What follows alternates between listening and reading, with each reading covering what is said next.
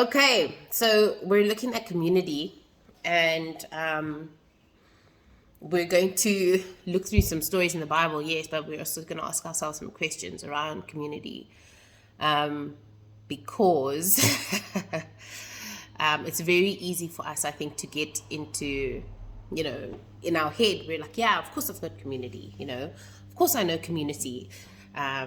But then when we look at our lives and how we actually live our lives, that doesn't testify to the fact that we have healthy community around us.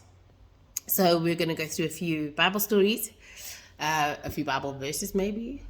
I should say not all of them will be stories, but we're going to look through them just to, kind of have a check-in with ourselves. Okay, so the first one, we're 5 months into the year now. June is about to start.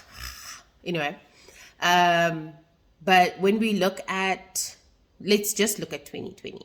Okay, think about something in 2020 that you've been through, something that was painful, something that was vulnerable, and how did you respond to that?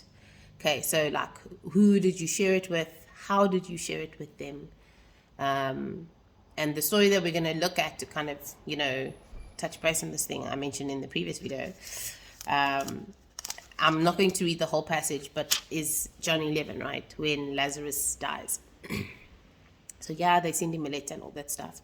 But I really want to just kind of zoom in on the who did you share it and how did you share it with.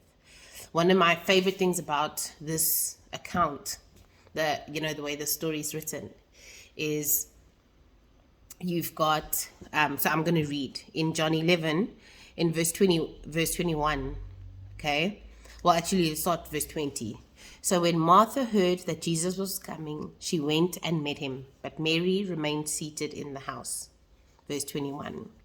Martha said to Jesus, Lord, if you had been here, my brother would not have died.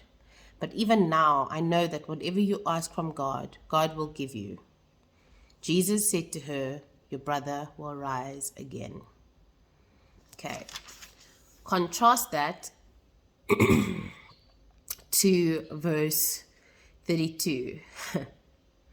Now when Mary came to where Jesus was and saw him, she fell at his feet, saying, Lord, if you had been here, my brother would not have died. When Jesus saw her weeping, and the Jews who had come along with her to weep, he was deeply moved in the spirit and greatly troubled, and he said, Where have you laid him? And they said to him, Lord, come and see. And then we get to the Jesus wept. Okay, so for those that haven't heard it in a sermon somewhere, I'm just going to kind of be more obvious about the two different accounts that happen here. Mary goes to Jesus. She says, Lord, if you had been here, my brother would not have died. Jesus responds, your brother will rise again. Okay, and then he goes into a talk about the resurrection and the life. Verse 32, Mary comes to Jesus, says, Lord, if you had been here, my brother would not have died. So when they go to Jesus, they say the exact same thing. But Mary's heart posture, where she's coming from, how she's telling Jesus, right? His response to Mary is, take me to the tomb. And then we find Jesus weeping, the weeping Messiah.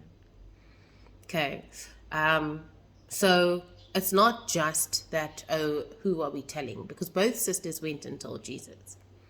Okay, but how are we telling them? Are we allowing ourselves to be vulnerable to the people around us? Vulnerable to, are we opening ourselves up to a point where we know that they can actually hurt us, right?